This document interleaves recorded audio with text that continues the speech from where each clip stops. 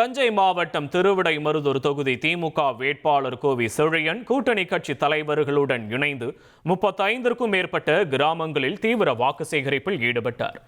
திருக்கோடிக்காவல் பகுதியில் அம்பேத்கர் சிலைக்கு மாலை அணிவித்து தனது பயணத்தை தொடங்கிய அவர் துகிலி, கஞ்சனூர் உள்ளிட்ட பகுதிகளில் வீதி வீதியாக சென்று ஆதரவு திரட்டினார்.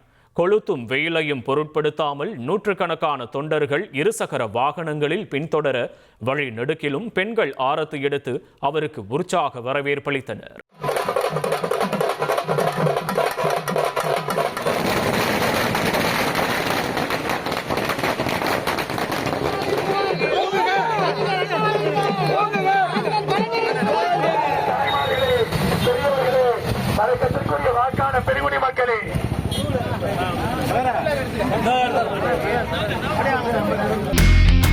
இனி செல்லும் இடமெல்லாம் செய்தி.